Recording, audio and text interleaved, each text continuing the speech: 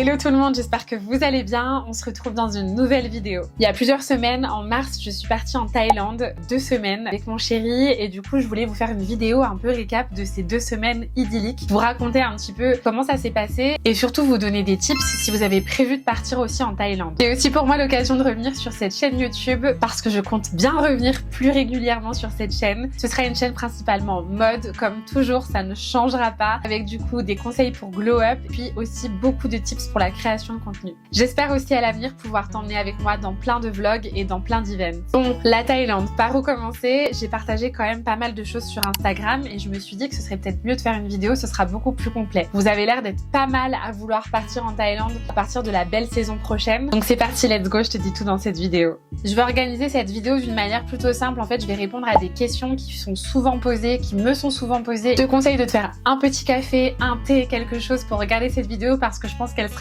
assez longue. Durant cette vidéo, j'aurai mon téléphone. Ne le vois pas comme quelque chose d'irrespectueux, mais j'ai toutes mes notes en fait qui sont là-dessus, donc ça va me permettre de pouvoir un petit peu mieux organiser la vidéo. Alors déjà, tout d'abord, on m'a posé la question de combien de temps est-ce que l'on est parti. Nous sommes partis 15 jours, un peu plus de 15 jours, ce qui me paraît plutôt bien. Clairement, si tu comptes partir en Thaïlande, je te conseille de partir minimum 15 jours. Une semaine, c'est beaucoup trop peu, sachant qu'il faut penser du coup au jet lag. En plus, le fait que tu prends souvent 2 avions, la plupart du temps, même tout le temps, si je dis pas de bêtises. Donc le temps d'arriver, le temps de te remettre du voyage, 15 jours pour moi c'est bien et franchement 3 semaines ça aurait été le top du top. On m'a également posé la question de est-ce que mars c'était pas trop tard pour partir? Alors non, pas du tout. Mars en fait ça fait toujours partie de la belle saison en Thaïlande et souvent on conseille de partir entre mi-novembre et début avril grand max. Après c'est vrai que tu arrives dans la saison des pluies et je pense pas que ce soit si horrible que ça, mais bon, flemme de partir au soleil et de se retrouver avec de la pluie finalement. Durant cette période on a eu des températures qui s'élevaient à peu près à 32-33 degrés et les nuits sont quand même plutôt fraîches, pas dans le sens hyper froide, mais quand même plutôt fraîches et du coup c'était assez agréable de pouvoir le soir avoir un petit peu de fraîcheur vu que les journées sont très très chaudes. Ensuite on m'a posé la question de est-ce qu'on était passé par une agence de voyage? Alors non, pas du tout. Alors mon chéri lui c'est plus un aventurier que moi, dans le sens où de toute façon moi je pense que je ne passerai jamais par des agences de voyage sauf si cas exceptionnel, mais je trouve que c'est quand même mieux d'organiser son voyage tout seul parce que du coup tu fais les choses que tu as envie de faire. Mais lui il est encore plus aventurier que moi et du coup clairement on a fait un peu de tout en dernière minute et finalement ça s'est très bien passé parce qu'il avait l'habitude de faire ce genre de choses. Donc non, pas du tout d'agence de voyage. En revanche, gros warning, prenez vos billets sur les compagnies aériennes uniquement. En fait on est passé par un site de comparateur de vol. En fait grosse arnaque, il y a eu un problème sur le nom alors qu'il avait l'option VIP en plus. Le nom n'a pas pu être changé et vu que le nom n'a pas pu être changé, il a dû repayer son billet aller et son billet retour. Donc en dernière minute, je vous laisse imaginer les prix. Pas très sympa. Donc passez uniquement par les compagnies aériennes, ça vaut vraiment plus le coup. Quand est-ce que vous avez pris vos billets? Alors je sais qu'il y en a beaucoup qui sont dans la team, on prend nos billets 6 mois avant, surtout pour les gros voyages. J'avoue que c'est pas mal. Nous en revanche, on savait pas du tout en fait quand est-ce qu'on allait avoir des vacances déjà dans un premier temps. Donc on pouvait pas se permettre de prendre des billets aussitôt et en revanche, on s'y est pris très tard. Ça c'est un peu de notre faute parce qu'on s'est vraiment un peu chauffé un mois avant de partir. On s'est dit est-ce qu'on partirait pas à l'étranger et en fait on s'est dit est-ce qu'on partirait pas en Thaïlande et on a pris nos billets 1 semaine et demie avant de partir. Très mauvaise idée, en revanche je ne vous conseille pas parce que forcément les prix sont beaucoup plus élevés. Je vous dirai pas le prix des billets parce qu'on les a payés cher. Et normalement si tu t'y retrouves assez bien, tu peux avoir des billets à 600 € aller-retour. Il faut juste s'y prendre assez tôt. Je pense que 1 ou 2 mois avant déjà c'est pas mal. Quelles sont les compagnies par lesquelles nous sommes passés? Alors on est passé par la compagnie Qatar Airways, donc qui était pour moi la meilleure compagnie. On a vraiment adoré, surtout sur le premier vol, c'était trop cool parce que en fait on avait la chance d'en avoir personne au milieu. Du coup on a pu avoir notre rangée pour nous au centre, donc c'était vraiment super, hyper confortable. Surtout que tu pars quand même sur des vols de 6 heures minimum, donc c'est quand même pas mal et c'est très appréciable. Et vraiment on avait un service hyper premium, on a adoré. Le deuxième vol également depuis Doha, parce que du coup en fait on a fait Genève, Doha, Phuket. Nous sommes arrivés à Phuket et le deuxième vol c'était également Qatar Airways, donc ça s'est très bien passé aussi, même si du coup c'était pas le même avion et du coup le service était un petit peu moins chic on va dire. Bon c'est vraiment des petits détails dans le sens où on a été très bien accueillis, ça s'est très bien passé.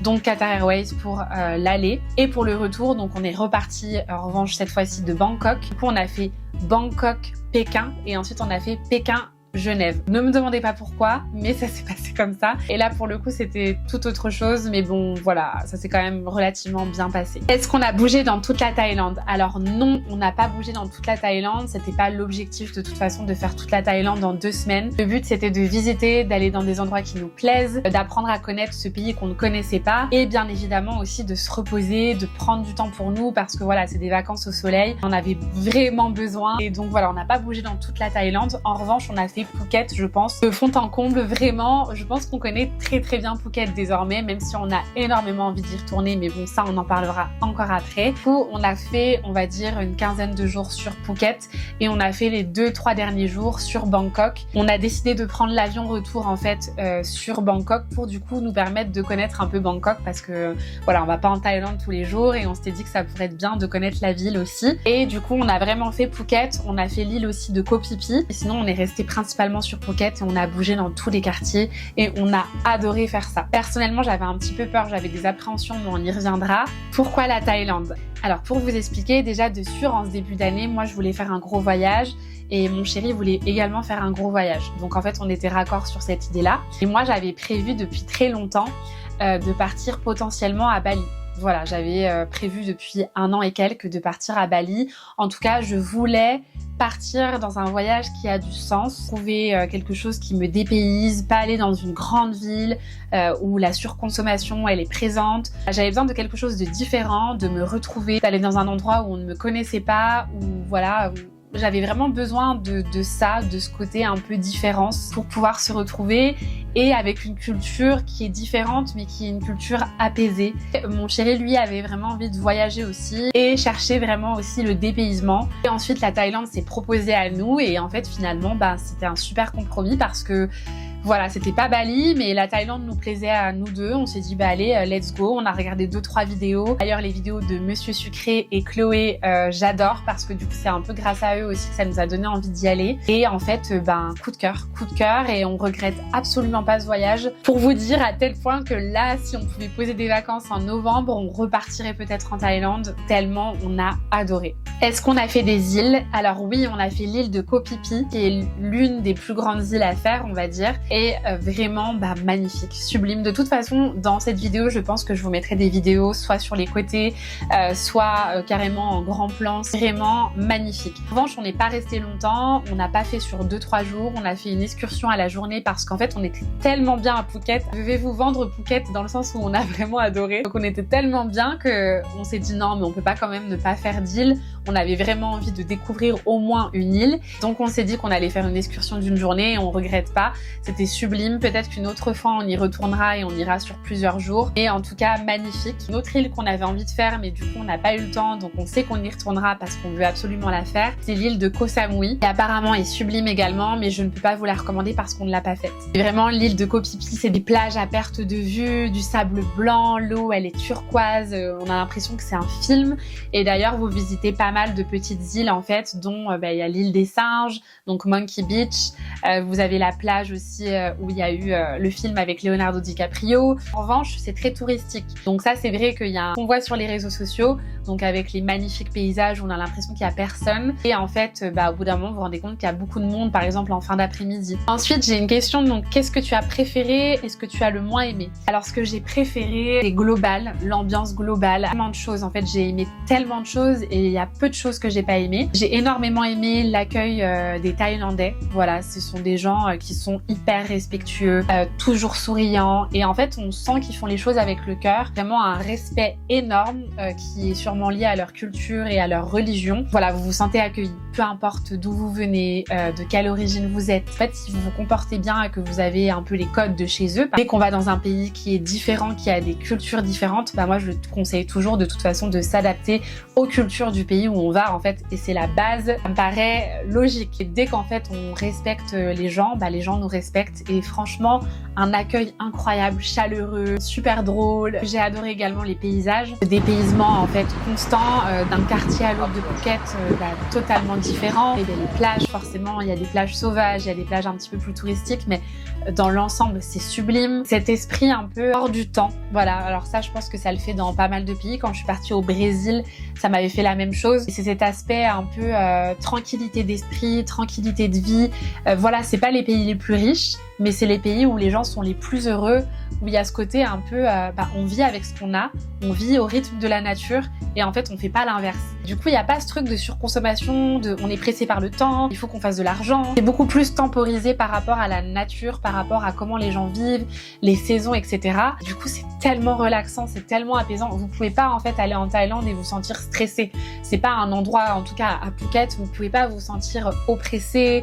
C'est tellement chill. C'est trop agréable. Moi, franchement, j'ai adoré que là-bas, c'est l'instant présent. Ensuite, dans ce que j'ai adoré, forcément, c'est les balades en scooter. On a fait énormément de scooters. Alors, au tout départ, on n'était pas forcément pour. Et puis, finalement, c'est une liberté qui n'a pas de prix. On a pu, du coup, bouger partout. Et puis, voilà, les petites balades nocturnes, en fait, ce qu'on a fait. En fait, on prenait le scooter et on savait pas où on allait. On se disait, bon, ce soir, on sort, c'est sûr. On fait quelque chose, c'est sûr. Mais on va où? Le nombre de fois où on est allé à Patong, alors ça, je vous en parlerai après parce que j'avais beaucoup d'a priori. Et puis, finalement, en fait, on a adoré la vibe. On a beaucoup rigolé, on s'est amusé, enfin c'était super. On se baladait. Des fois on se perdait dans des rues, qui étaient même pas éclairées. Alors il y a eu une ou deux fois où moi j'ai eu des frayeurs, mais le fait d'être à deux, forcément on se rassure. Et puis en fait c'est tellement safe, entre guillemets, il peut rien t'arriver. Alors oui, il faut faire attention comme partout, mais quand même c'est hyper safe. Ensuite dans les quartiers que j'ai énormément aimé, il y a le quartier de Talang. C'est un quartier que j'ai beaucoup aimé. On a fait des petits marchés là-bas. On a rencontré beaucoup de Français pour le coup. C'est vrai que c'était un quartier avec pas mal de Français qui vivaient ici. Voilà, pas des Français qui étaient touristes, mais des Français qui s'étaient installés dans ce quartier. Et du coup, on a pu discuter avec eux. On faisait des soirées billard avec eux. On a passé de très bons moments, même avec des locaux et avec des gens qui sont venus s'installer ici. Et il y a une vibe là-bas où tout le monde se parle en fait et c'est super agréable. Autre chose qui est étonnante parce que franchement j'avais beaucoup d'a priori, j'ai beaucoup aimé le quartier de Patong. Alors tout le quartier et l'allée aussi de Patong. Voilà, c'est très drôle, c'est folklorique. Ça fait partie du package. Alors il y a des choses où voilà, forcément je suis pas d'accord en tant que femme, il y a des choses où voilà, ça me fait un peu de peine. Et nous ce qui était cool, c'est que du coup mon chéri avait un ami qui s'est installé du coup en Thaïlande et cet ami-là donc sortait avec une Thaïlandaise et du coup ce qui était cool, c'est qu'on a pu aller dans des bars. Elle connaissait un peu tous les endroits où aller et en fait on a fait plein de rencontres et on allait dans cette fameuse allée à Patong et on a tellement rigolé que du coup on y est retourné vraiment je pense 3-4 fois dans notre séjour alors que moi au départ j'étais Patong, c'est hors de question, on n'ira pas, etc. Et en fait c'est tellement folklorique, c'est tellement drôle et puis il y a tellement de bonnes ambiances, les gens sont cool que c'est à faire. Ce que j'ai le moins aimé, je dirais en fait que c'est les touristes parce que forcément c'est les touristes qui mettent le plus le bazar, c'est ceux qui ne respectent rien. Pas tout le monde évidemment, bien sûr, heureusement qu'il y a des touristes qui font attention, heureusement que il y a des gens comme nous, comme vous peut-être j'espère, qui font attention et qui s'acclimatent à la culture dans le pays où ils vont. Et voilà, il y a beaucoup de touristes qui font comme si c'était chez eux. Et sinon sur la Thaïlande en général, je n'ai pas trop aimé Bangkok. Alors est-ce que c'est parce qu'on a commencé par Phuket et qu'on a adoré, qu'on était un peu dans notre cocon? Par exemple voilà, à l'hôtel on était chouchoutés, on avait un petit chat qui venait nous voir, c'est très nature, on prenait le scooter, on avait la mer à 2 minutes et on est passé d'un coup le soir même à Bangkok où c'est un autre monde, c'est very bad trip. Et en fait du coup je sais pas si c'est ça qui a fait qu'on a moins aimé dans le sens où peut-être qu'il faut faire soit que Bangkok et partir dans cette idée de je vais à la ville, sachant que c'est immense, soit Phuket et on se dit on fait que nature, que plage, etc. Mais en tout cas le contraste était trop fort je pense. C'était trop pour moi. Il y avait ce côté business et du coup en fait il y avait plus ce côté naturel et j'ai moins aimé. Ensuite j'ai une question qui est comment vous êtes-vous déplacé dans la Thaïlande? Et bien justement du coup en fait au tout départ on n'était pas pour les scooters, surtout moi j'avais un peu peur, j'avais vu que c'était hyper dangereux, il y avait vachement de gens qui se blessaient sur la route, etc. Donc j'avais clairement peur et en fait on a pris des taxis au tout départ et en fait on s'est rendu compte qu'on avait trop envie de tester les scooters et que ça allait nous revenir surtout beaucoup plus cher parce qu'en fait ça vous revient beaucoup plus cher quand vous prenez un taxi. Alors c'est pas énorme dans le sens où les prix n'ont rien à voir avec la France, le prix est dérisoire, j'ai même plus les souvenirs mais le prix est dérisoire. Donc en fait on s'est dit on va tenter, on va faire ça et puis en fait on a pris le scooter une fois et à partir de là c'était fini. On prenait les taxis uniquement pour changer d'hôtel parce que forcément avec les valises, mais sinon on ne prenait que les scooters et c'était juste incroyable, franchement de prendre le scooter, d'avoir cette liberté, trop bien. Franchement la vie en scooter, trop bien, vous vous baladez où vous voulez, à pas d'heure, c'est safe, il faut juste faire attention. Ensuite, j'ai une question qui est le budget que vous aviez prévu. Alors, pour les billets, donc comme je vous ai dit, on a payé cher. En revanche, pour le budget, donc moi j'ai pris 500 € et j'avais cette application qu'il faut absolument que vous téléchargez, ça s'appelle EarthTHB. En fait, c'est le change du coup entre l'euro et le baht, donc le baht qui est la monnaie du coup en Thaïlande. Par exemple, donc j'avais pris, ouais c'est ça, j'avais pris 500 €, ce qui fait presque 20 000 bahts, donc ce qui est énorme là-bas. Et franchement, c'était suffisant. Mon chéri a dû prendre 500 € aussi. Je crois qu'on a rajouté un tout petit peu pour les hôtels, mais en gros avec 20 000 bahts, vous faites plein de choses. Alors ça va très vite, parce qu'au départ on se dit waouh, je donne juste un billet de 100 bahts et tout, et j'ai tout ça, etc. Vous mangez pour 3 €. Donc si je vous fais le calcul, oui c'est ça, vous mangez pour 120 bahts, donc vous mangez pour 3 € dans certains endroits. Allez, au max du max, vous mangez pour 8 €, donc 320 bahts. Franchement c'est incroyable. Pareil, si vous aimez manger, c'est le pays où vous allez vous régaler. Il y a tellement de bonnes choses, les fruits sont incroyables, il y a des fruits frais à chaque coin de rue. Même sur la route, vous roulez en scooter, vous voulez vous arrêter à minuit ou 1 h du mat pour manger de la papaye, manger de la mangue ou de l'ananas, vous pouvez vous arrêter au bord de la route et manger ça. Moi je trouve ça juste incroyable. Forcément tout ce qui est pad thaï, on a mangé beaucoup de riz avec du bœuf, de la viande hyper bien assaisonnée. D'ailleurs attention parce que moi j'adore manger épicé, mais vraiment le épicé là-bas, on me l'avait dit mais je m'étais dit bon allez ils abusent et tout. Le épicé là-bas c'est vraiment un épicé épicé, genre épicé. Donc moi je demandais toujours a little bit spicy, pas beaucoup. Il y a une fois où j'ai fait l'erreur d'oublier de demander un tout petit peu parce qu'en fait je demandais toujours presque tout le temps le même plat et du coup j'ai oublié de spécifier que je voulais juste un tout petit peu épicé. J'ai cru que j'allais mourir. J'ai cru que j'allais mourir clairement. L'épicé là-bas, il est vraiment high level. Donc voilà, sachant qu'on a fait beaucoup d'activités et je vais y venir juste après. 500 € chacun, c'était suffisant. Après, si vous avez encore plus, ben prenez plus parce que vous allez faire encore plus de choses. Mais vous allez vous rendre compte que ça va vite quand même parce qu'on dépense super vite parce que forcément c'est pas cher. Mais en soi c'est vraiment pas cher. Enfin, ça n'a rien à voir avec les prix en France ou en Suisse. Donc forcément, vous kiffez plus votre vie. Ça, c'est un bel avantage. J'avoue que le change fait plaisir. Ensuite, j'ai une question sur les hôtels que l'on a fait. Alors les hôtels que l'on a fait, donc on en a fait plusieurs, je vais essayer de vous mettre des petites photos juste ici. Si je dis pas de bêtises, on en a fait 4 ou 5. On a fait la tour de Phuket, on a fait le tout premier, j'ai oublié le nom, mais de toute façon tout sera en barre d'infos, je vais me mettre les liens, comme ça ce sera fait. Donc on a fait 4 hôtels, c'est ça, 4 hôtels, ça me paraît bizarre. Non, c'est ça, on a fait 4 hôtels et ensuite on a fait du coup un dernier hôtel à Bangkok qui était très sympa aussi. Et je vous mettrai les liens aussi en barre d'infos, comme ça vous avez nos hôtels, vous savez ce qu'on a pris. Il y a juste celui de Chalong, donc je vais vous mettre des photos. Très très bel hôtel. En revanche, c'était un hôtel vraiment fait pour les boxeurs. Donc un hôtel vraiment fait pour les boxeurs, fait pour les sportifs. Par exemple, pas d'eau chaude, pas de volet pour que vous puissiez vous réveiller avec la lumière naturelle. Enfin voilà, des petits déjeuners vraiment spécial protéinés. Enfin voilà, c'était spécifique, c'était spécial parce qu'en fait on avait un camp d'entraînement qui était juste à côté. Donc je le conseille pas, en plus il était éloigné de tout. Je vous le mets quand même, il est magnifique. Mais voilà, si vous avez prévu de faire la boxe, c'est super. Si vous n'avez pas prévu de faire de la boxe, je le conseille pas trop. Et que faire comme activité à Phuket? Alors oui, il y a plein de choses à faire. Moi, clairement, j'avais un a priori de Phuket, je vous le dis tout de suite. Parce qu'en fait, moi, du coup, j'avais vraiment l'image de Phuket égale Pattaya et je ne voulais absolument pas ce mood. J'avais peur de ça et tout et ça n'a rien à voir. En fait, c'est totalement différent. Et je pense qu'il y a beaucoup de gens qui ne vont pas en Thaïlande parce qu'ils ont ce cliché, cet a priori que j'avais aussi. Et du coup, non, rassurez-vous, Phuket n'égale pas Pattaya. Clairement, pas du tout. Donc du coup, que faire comme activité? Alors déjà, vous avez donc le quartier de Patong, un peu plus pour faire la fête. Voilà, si vous avez envie de vous amuser, vous pouvez trouver des boîtes partout, vous pouvez trouver des bars pour vous amuser. Donc ça, c'est quelque chose qui existe. C'est très sympa. Faire la fête, j'avoue que c'est très sympa aussi. Vous avez du coup, bien sûr, tout ce qui est temple, tout ce qui est le Big Buddha. Nous, on a fait le Big Buddha. On a fait un des temples aussi. Vous en avez plein à faire. Donc vous pouvez même en faire plein. Nous, on en a fait qu'un seul, qui était juste sublime. Pareil, je vous mettrai des petites photos.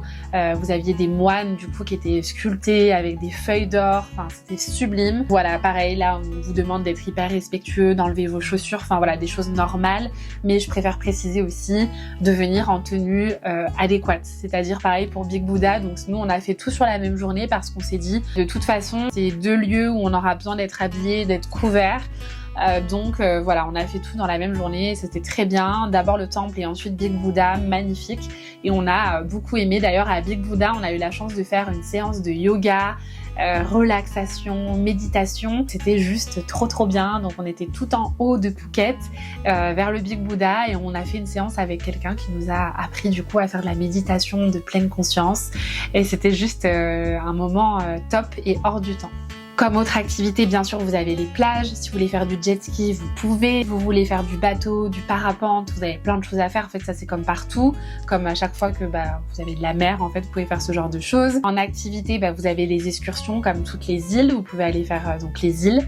Et d'ailleurs, nous à Koh Phi Phi, donc quand on a fait l'excursion, donc on a pu nager avec des bébés requins, on a fait du snorkeling, donc on a pu voir aussi des petites tortues, plein de petits poissons. Enfin, c'était vraiment trop beau. Quelque chose de très typique, c'est les marchés. Donc les marchés nocturnes, donc vous avez soit ceux du dimanche, soit dans la semaine, tout le temps des petits marchés. Donc soit certains sont plus touristiques que d'autres. Nous on en a fait vraiment plusieurs. Du coup c'est des marchés, en fait vous avez de la nourriture, donc vous pouvez manger sur place. Vous avez toutes choses, vous avez vraiment, vous pouvez manger des choses très simples comme manger des scorpions. Moi clairement je n'ai pas testé d'ailleurs. Je n'ai pas testé tout ce qui était nourriture un peu trop exotique, dans le sens les insectes et tout, c'est hors de question. Moi vivante je ne goûte pas. Voilà, j'avais peur de tomber malade, et puis même non, c'est pas un truc qui me tente. Donc voilà, on n'a pas tenté, ça nous a pas donné envie. Vous pouvez acheter des souvenirs pour vos familles aussi. Vous pouvez du coup acheter des vêtements, même acheter une maison. Enfin pour vous dire, les marchés souvent il y a une multitude de choses et c'est trop cool, c'est une autre ambiance, et les marchés c'est vraiment typique. Donc moi je vous conseille d'en faire. Nous on en a dû en faire 3-4 et on a adoré. Pareil, je vous mettrai ceux qu'on a fait en barre d'infos. Pareil, quelque chose de très typique, c'est tous les petits restaurants locaux. Patong quand même, c'est à faire. Pareil à Bangkok, on a fait la grande allée typique qui est dans Very Bad Trip. Qu'est-ce que je fais là? Je ne sais pas. J'accompagne messieurs, mais vraiment, moi toute seule, je ne ferai pas de douche.